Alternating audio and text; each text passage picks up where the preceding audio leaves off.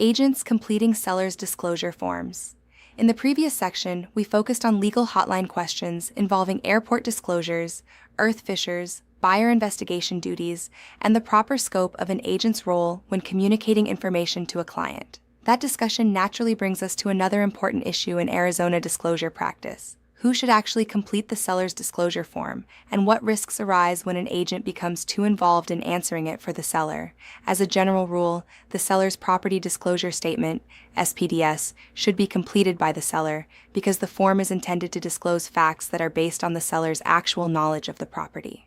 The SPDS is not meant to be the agent's opinion, interpretation, or guess about the condition of the property. It is the seller's disclosure document. Unless the agent is also the seller or is otherwise a formal party with legal authority to act for the seller, it is generally not wise for the agent to complete the seller's disclosure form. Doing so can create serious risk. If an agent fills in answers, paraphrases the seller's knowledge incorrectly, chooses wording that later proves inaccurate, or omits a detail the seller meant to include, the agent may find himself or herself pulled directly into a post-closing dispute. This is especially dangerous because once the form appears to reflect the agent's language rather than the seller's own disclosure, a buyer may later argue that the agent assumed responsibility for the content of the disclosure. In that situation, the issue may no longer be limited to what the seller knew. It may become a case about what the agent wrote, what the agent meant, what the agent failed to say, and whether the agent improperly influenced the disclosure process.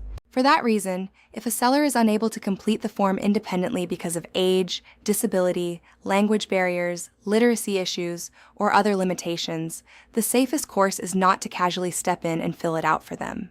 Instead, the agent should consult with a designated broker and, when appropriate, recommend guidance from a real estate attorney. The goal is to make sure the disclosure is completed by the proper person in a manner that protects the seller, the broker, and the transaction. Sometimes a seller may want another person, such as a relative, caretaker, translator, or friend, to assist in reading or writing on the form. In those situations, it is wise to obtain written authorization from the seller, confirming that the chosen individual has authority to help interpret, translate, or assist in completing the form. If a power of attorney is involved, the authority should be reviewed carefully to confirm that the individual has the right to act on the seller's behalf. The safest practice is still to keep the disclosure tied directly to the seller's knowledge and to make sure the seller or the seller's legally authorized representative signs the final document. The more distance there is between the seller's actual knowledge and the words placed on the form, the more risk there is that the disclosure will be challenged later. Agents and brokers' duty to disclose. Although the agent should generally not complete the seller's disclosure form for the seller, that does not mean the agent has no disclosure duties of his or her own. In fact, Arizona law makes clear that brokers and licensees have independent disclosure obligations arising from common law fiduciary duties, professional conduct rules, and the duty to exercise reasonable care in obtaining and communicating material information. The current ADRI rules continue to require licensees to accurately communicate material information to clients and to assist clients in confirming relevant information when reasonable concerns exist. DES 2025 ADRI Law Book. This means there is an important distinction between completing the seller's form and fulfilling the agent's own disclosure duties. The seller completes the SPDS based on the seller's knowledge. The agent, however, still has an obligation to disclose material facts actually known to the agent and to avoid concealment, exaggeration, or misleading silence when suspicious conditions or important transaction facts are present. A seller's agent should ask, what does the seller need to disclose to the buyer, and what do I personally know that must also be communicated? A buyer's agent should ask, what information do I know, or what red flags have I seen that may affect my buyer's decision or ability to investigate the property further? Arizona's professional conduct rules are especially important here. Under AAC R428-1101, licensees must deal fairly, disclose material information, and exercise reasonable care in obtaining and communicating information relevant to the transaction. Under AAC R428-802, a licensee must also promptly submit offers and expeditiously deliver legible copies of signed documents to the parties. These rules help reinforce that the agent's job is not passive. The agent must participate professionally, communicate accurately, and recognize when a fact or condition needs attention. An agent representing the seller must disclose material information such as the existence of offers, known risks affecting the buyer's ability to perform, and conflicts of interest involving compensation or ownership interests where required by law and rule. An agent representing the buyer must disclose known material defects, information suggesting the seller may be unable to perform, and any red flags that should prompt additional investigation. But the agent's duty does not mean the agent must become a home inspector, engineer, plumber, or attorney. Arizona law continues to recognize that a licensee is not required to have expertise outside the scope of the real estate license, but the licensee must take reasonable steps to help the client confirm important information and recommend professional assistance when needed. That is one of the central lessons of ADRA Substantive Policy Statement 2005. Thureen, which remains consistent with the Department's approach to reasonable care and professional conduct. Des 2025, ADRI Law. Book a practical example of disclosure in action. A commonly discussed example in disclosure training involves Pagano v. Crone, a California case that is often used as a practical teaching illustration in real estate education.